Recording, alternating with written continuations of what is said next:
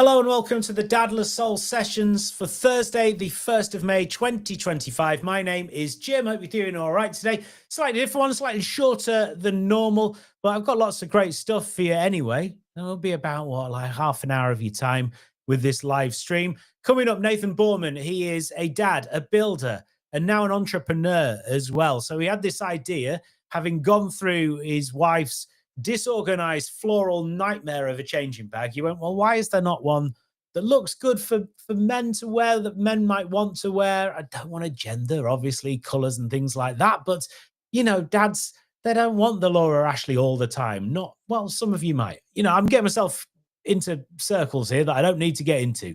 But you know what I mean. Anyway, he came up with the idea and he had no idea how to develop a product. But he's only gone and bluffed his way to do it, and it's very successful as well. It's an inspiring story. It shows that you can have that family life, that working life, and also work on your dream as well.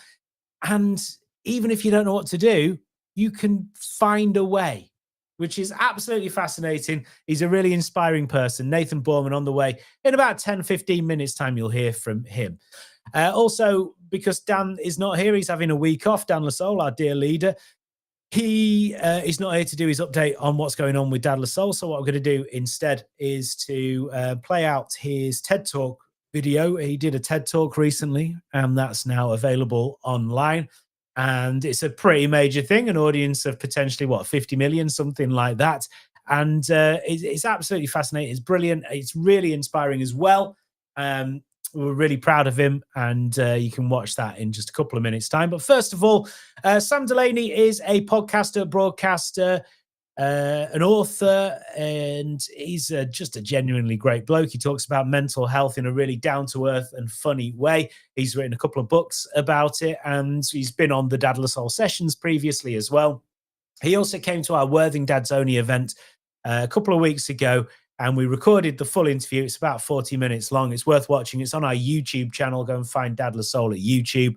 But I thought I'd play you a little clip just to give you a taster of what he talked about. Here you go. One thing that occurs to me is that I used to really like rebels growing up, right? And then I realised that all these influencers now are the opposite of rebels. They're like kind of uptight, weird sort of Tories, right? Big watch. Wearing, and big watch, kind of just weirdos who are obsessed with like calculating the data about their personal performance every day, right?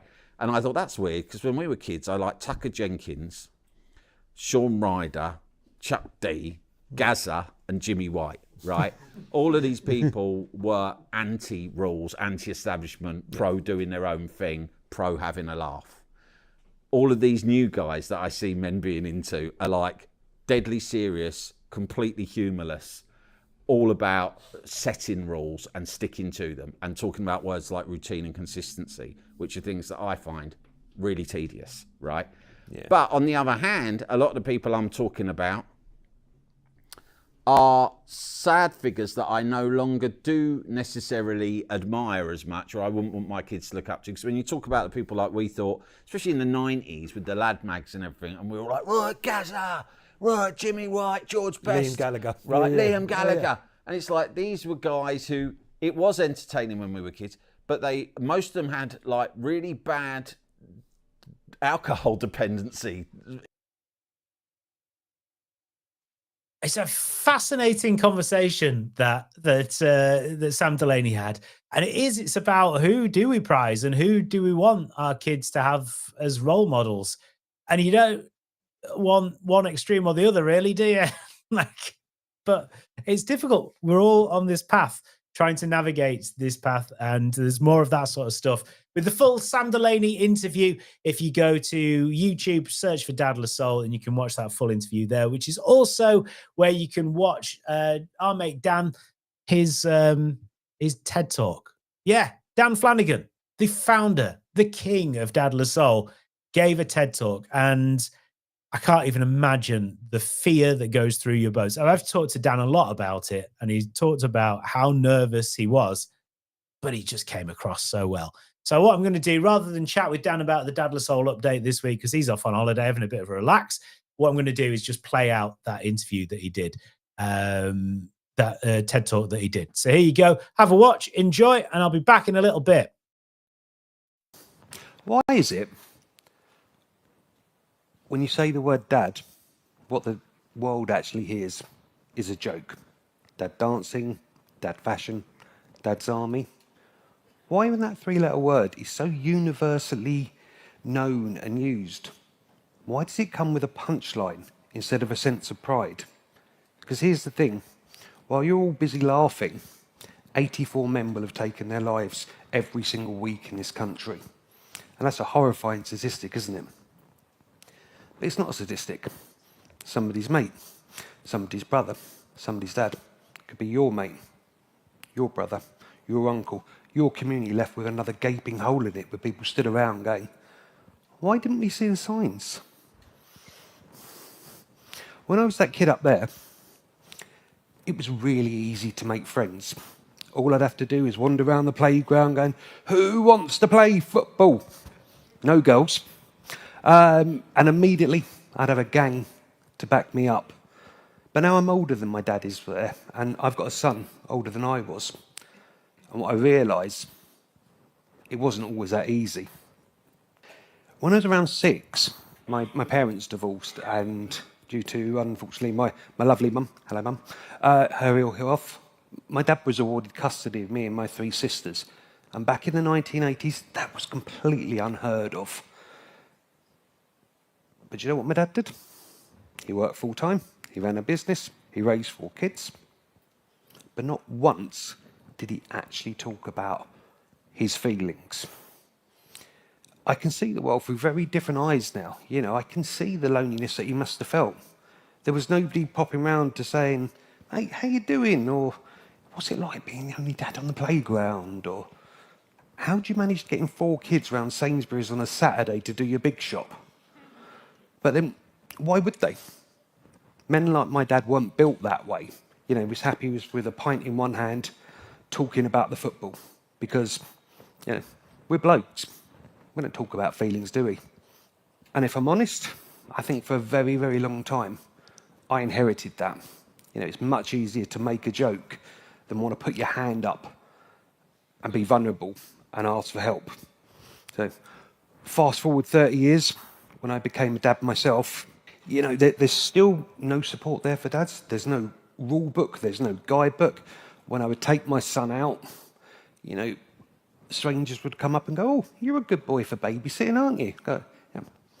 Babysitting for my own actual child, you know, or if I dared to go to a mother and baby group, I'd be stuck in the corner on my own or asked, what was I doing there? You know, didn't I have a proper job? It made me really, really sad and really, really lonely.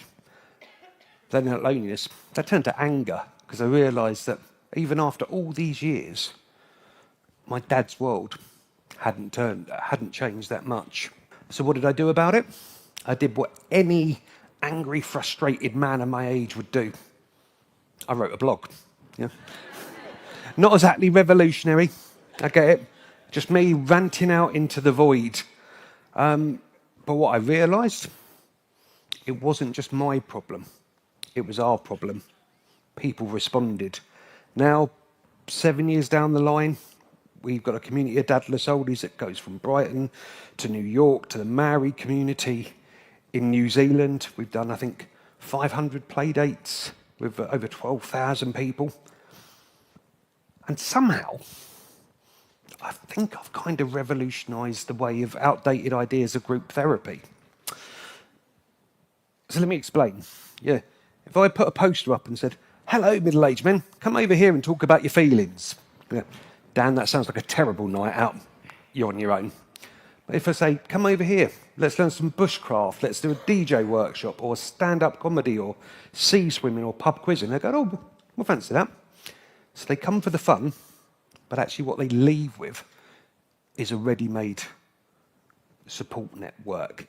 You know, as I mentioned, it's hard being a bloke sometimes. So you want to know that if you put your hand up and ask for help, people are going to hear you. You know, if you put that bat signal out into the world, you know people have got your back. Take a look at this photograph. Your first thought might be, wow, you know, that's a lot of happy dads and kids. And you'd be right. But I see my community. I see the dads that are happily married. I see the co-parents, the step-parents, the stay-at-home dads. I will see the dad who has missed another bedtime because he's got to work just to pay the bills and he feels so bloody guilty about it. I see the dad that's promised faithfully not to look at his work emails on that family holiday, but he's failed. I'll see the dad that spent over £100,000 fighting an outdated court system just to see his kids. Then I'll see the gay dad who's adopted and is constantly batting off, snide comments that his kids will suffer because they don't have a mum. I'll see the homeless dad living in temporary accommodation, that if Dad Lassalle doesn't exist, they've got nowhere to take their kids. And then what I really see, when I really look at this, I see the dads that you think have probably got it all together. Until you really ask, and they tell you they don't know how they're going to carry on. So here's the thing. I'd like you to imagine a world where the next time you hear somebody say the words daddy daycare, you pull them up. You say, no, actually it's parenting. No more, no less. Or the next time you hear about a dad being lonely, you send him our way. But this is part of the world that I'm building. But I cannot build this on my own. So what I ask from all of you is to paraphrase the words of the late, great godfather of soul, Mr. James Brown. Say it once, say it loud, I'm dad and I'm proud. Now, you don't have to be a dad to join in. You just need to give a shit. So please, 1, 2, 3, say it once, say it loud, I'm dad and I'm proud.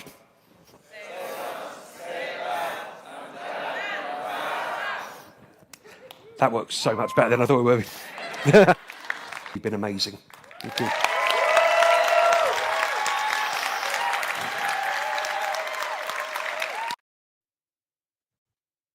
Can you believe he did it? He actually did it. He did an actual real TED Talk in front of a potential 50 million people. Absolutely superb. So impressive. And I just thought he came across really well. Had a lot of really interesting stuff to say. If you want to watch that again, go to YouTube and you can see it under Dad Lassalle's profile. Just have a look at Dan's TED Talk there. Now then, coming up, Nathan Boorman, the entrepreneur. He's a dad, he's a builder, he's a busy old man, but not old man. He's young. He's much younger than me. Like annoyingly younger than me, actually, thinking about it.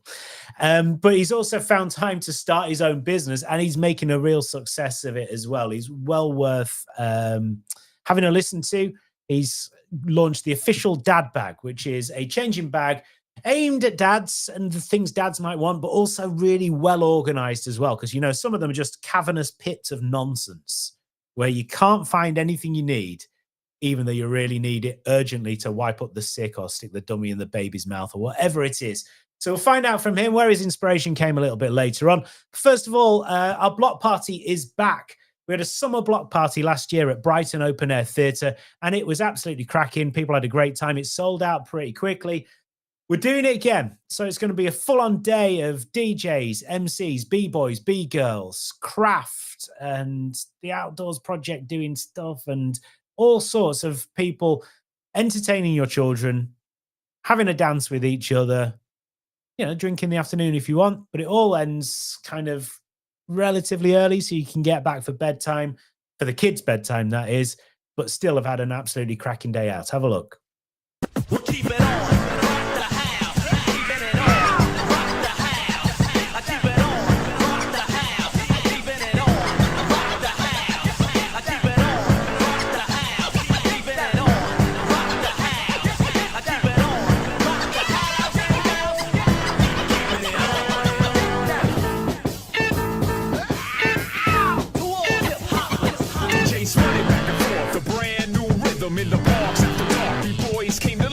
Shelter Adidas, fat lace sneakers, the techniques turned and been spurned the speakers, being rocked the place. Yeah, it looks good, doesn't it? You could be there. We're doing much of the same again. It was really entertaining. It was a great day out for a lot of people. If you want to get tickets to our block party this August at the Brighton Open Air Theatre, go to their website, Brighton Open Air Theatre. and you can get all of your tickets right now. But they will sell out. Will sell out. So make sure you do it earlier rather than later. Now, this is the Dadless Soul Sessions for May the 1st, 2025, and it is time to have our main guest. It's Nathan Boorman, talking to him about his journey as a dad, as a builder, as now an entrepreneur as well. Thank you very much for listening. Back to normal service on the first Thursday of June. Can you believe that the next month is June? That is worrying. Anyway, enough. You don't need to hear me blathering on about how time moves fast.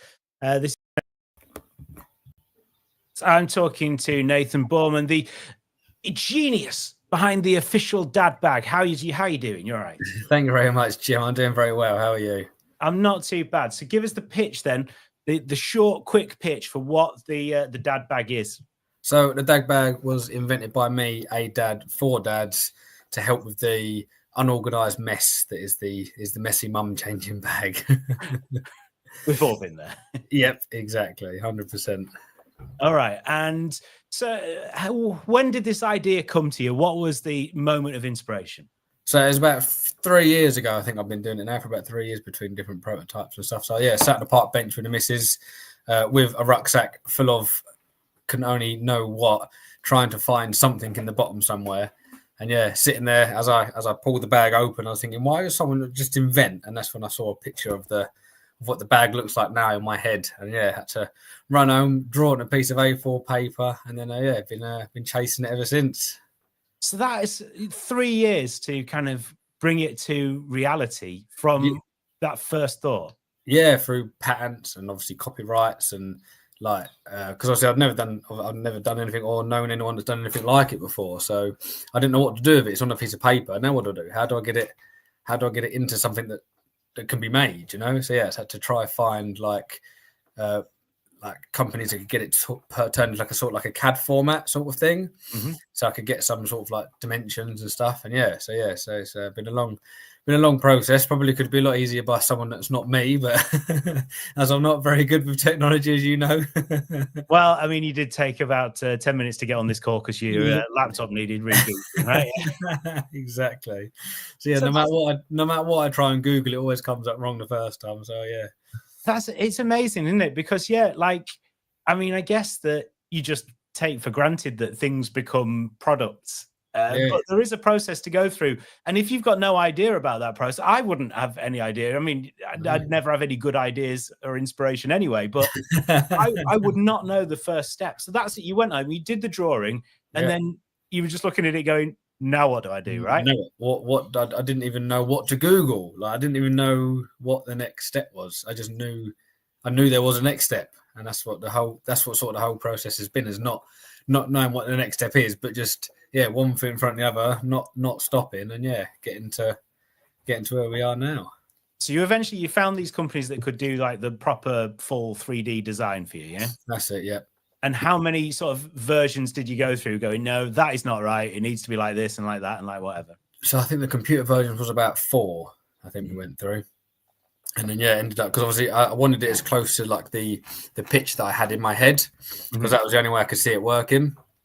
So obviously the design company obviously added a few bits into their sort of drawings. But when it come down to it, it sort of had to stay in the original sense of the way it was. The pockets had to change slightly when it got to the manufacturing phase. But the computer phase, there was about four different designs in total. So after that computer stage, it goes to another stage where you have to actually work out if it's possible to do it. Yeah, because obviously a computer can do a lot more than what someone can do with like a needle and thread, so to speak. So once I'd got that, I then had to take it to like a manufacturing company, which again, I had no idea how to contact a manufacturing company. But got in hold of a few, sent them like the CAD drawing, so to speak, to let them know that obviously this was what I wanted and can they do it.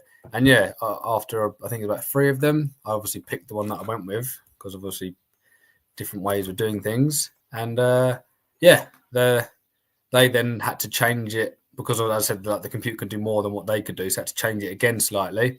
And then we went straight then from there. It was into the prototyping. Wow! So you literally do just get in contact and go, I've got a design for something. Can you make it? Yeah, that's literally what it comes down to in the end. was just a case of this is what I want. Can you help? Basically, can you do it? Wow. Okay. So you get the prototype. Was there a day you opened up a package and that prototype was in it? Literally, I remember coming home and there being a box. Me thinking, what have I ordered? I don't remember ordering anything, because it took them a couple of weeks to make it and a couple of weeks for it to get posted over. And I completely forgot that I was expecting it. And as I opened it, I saw the official dad bag on the front of it. I was like, no way, I completely forgot that this was in the post. Oh, wow. Yeah, what a feeling that must have been. You must have been pretty proud. Oh, like, yeah, you sort of, your heart sort of like misses a beat and you go all cold. And yeah, it was incredible. Absolutely incredible seeing something that I'd seen in my head for real life in front of me was just, yeah, actually incredible. And how close was it to what you had in your brain? Pretty spot on. But then obviously once it was a real life product, I then had to change it. I think we went through 5 different prototypes, just sort of tweaking it, adding little bits, changing like the pocket dimensions was the main biggest thing that had to be changed, because I wanted it to work. So I had to make sure every single pocket that is labeled and individualized did its job properly, you know, down to like the sort of like the height of like the wet wipe and nappy pocket. When you first put them in, it was like the full depth, so they just like fell to the bottom, so you couldn't see them. So I was like, oh, that's annoying. Have to change that. Right, make that pocket shallower so they stick out the top, so you can actually see that they're in there. Yeah, of course, because that's one of the most important things, right? If you're out with a small child, there is an incident from either end. Let's say you need to be able to find those wet wipes straight away. Literally, like it just easy reach, bosh, straight there. And that was the main focus. That's why the wet wipe pocket is where it is, because it's like bang smack middle of the bag. The moment you open it, there they are, ready to rock and roll. Because yeah, well, as I said, I've been doing it designing it for the last 3 years. So my kids are older now, but we still carry wet wipes with us wherever we go, no matter what. The handy things, right? Literally, yeah, just they're forever now, forever. Yeah, completely. So you had these different prototypes, and did the outside of the bag sort of stay the same? Was that kind of a solid sort of thing? Yeah, the outside of the bag stayed the same. Yeah, not much change on the outside. I think we just made the straps bigger than the original first version, just because I wanted them sort of like chunkier on the shoulders, just so it's more comfy for them big long days out. But apart from that, yeah, the outside of the bag stayed pretty much the same, really. And how important is that to get the outside right? Because part of it is to have something that isn't an annoyingly pink floral annoyance on you. Exactly, yeah. I wanted it to sort of be like I didn't want it to be like too tactical looking, like army sort of looking, but I wanted it to have that sort of like masculine sort of feel to it. That's why it's got like the buckles and the clips and the bigger straps, and yeah, so it was very important to get it looking right. So I wanted it because I'm funny with rucksacks. I only like certain size rucksacks. I don't like wearing big, clumpy, sort of like feel like you're lugging a house around with your sort of rucksack. So yeah, there was a certain size that it had to be for me to be happy with it, basically. So it's got to look good. It's got to be practical, obviously, so that you can get to what you need when you want it. And it's got to be convenient and comfortable as well. That's like a big ask, isn't it? To make something do all of those things.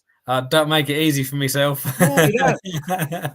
Because I've been a builder for must be close on 15 years. So obviously in the building trade, you get known for your work, and I've always had it in me that if someone walks into a room and goes, "Oh, who done that?" It's because it looks good, not because who done that. So the bag was like an extension of that. Like it's got my name on it. It's me. So it has to tick the boxes. Otherwise, I'm not happy with it, and it's not me. So yeah, that's good. That's like the perfectionism is important in both of the things that you do, as you say, as a builder and designing that. Yeah. And that's a big deal, isn't it? You have to get it right. Well, because it has to work. I'm not trying to sell something to someone and it not do what I'm telling them to do. Like I don't build a wall for someone and it falls down the next day. It has to, and obviously the whole point of it is to make the days out easier. And so it has to make the days easier. It can't only do half a job, which is what the attached fold-out changing mat's all about. Because no matter where you are, middle of the woods, in a field, in a toilet with like a little flap-down baby changing mat, like folder thing, no matter where you are, you've got a nice, safe, clean space to change the baby, and everything in front of you is right there, ready to go. That's amazing. That's so good. Yeah, I mean, it's a lot of work, isn't it? I mean, I guessed it would be a lot of work. I didn't really think about the practicalities of it. So you've gone through these prototypes. What happens then? What's the next stage once you've found the one that you think this is it? This is going to work. This is what covers all these bases. You then you sit down and bite the bullet and spend your life savings on getting the first 300 in the country. Wow. So that's a decision you have to talk through with your other half, right? Yeah, hoping that people think the same, because obviously up until that point, friends and family and my friends helped me prototype it, and my family helped me test it out on days out and stuff. And yeah, but obviously I respect their opinion 100%, but it's always going to be biased, their friends and family. So yeah, I literally remember sitting down on a settee with a wife, and I was like, it's now or never. Like, it's the next step is to place that order. I've got the prototype. I'm happy with it. I know it works. It does the job. Is everyone else going to think the same? Oh my God, this is, when they do The Apprentice and they have to squeeze everything into 2 days, processes, you just think it's quite low stakes, isn't it? Because that they're pitching to Early Learning Centre, and the Early Learning Centre is spending made up money. They're going, oh yeah, we'll give you £1 million for 83 units. It doesn't really matter, because they're not actually doing that. There's not a real deal going on. No, it's just TV. Yeah, you're one button press away from spending a lot of money to bring in this product that you are sure works. Yep. You've really put your heart and soul into. What was that like when you eventually put that order in? That was absolutely terrifying, but so exciting at the same time. Because as I said, I do believe in it, and I know it does its job. So yeah, they're both exciting, scary, everything all in one, really. And did they all turn up at once, all 300? They did indeed, yes, all 300 in the back of a very big van, and because they turned up. I think it was 2 days early. So funny enough, on the Friday night, we actually had a night out with some of our friends, which happened on a very rare occasion. Didn't get back in until maybe, 1, 2 o'clock in the morning. And I got a text that morning, I think 8:30, from the delivery guy saying, "Oh, we can deliver your parcels early if you want." I'm like, "Oh, okay, let's do it." So yeah, I had 30 boxes all turn up at once, they were like 15 kilos per box, so they're a fair size. Wow. That's to lug up the stairs into the living room, and I'm sure I've got a picture on my Instagram of my living room with all the boxes in, and it was, it took up the whole front room. It was very funny. And what happens next? Once you've taken over your house that you share with your other half and your children? Yep. And they've got no space in the living room anymore because your boxes of bags are there. Yep. What do you do with them? Jump on the phone to Mum and say, "Mum, can I use your garage?" And the answer has to be yes. There can't be any no, right? No, there's definitely not a no involved in that conversation. It was a polite way of telling her I'm going to take over her garage. Wow. Okay. So I mean, you've sold a fair few, right? Yes. We have. Are there still some boxes in the mum's garage? Yes, because Right. I had to set up racking in my mum because I wanted to get them out and sort of check them all at the same time, sort of thing. So I bought 4 sets of racking to go down either side of her garage. So they're all set up in there, all nice. But yeah, we still got stock in my mum's garage, bless her. Oh wow. Okay. So what happens when you need to make the next order? What goes on then? Is that a conversation with your mum, or is that we need to get some storage facility or something?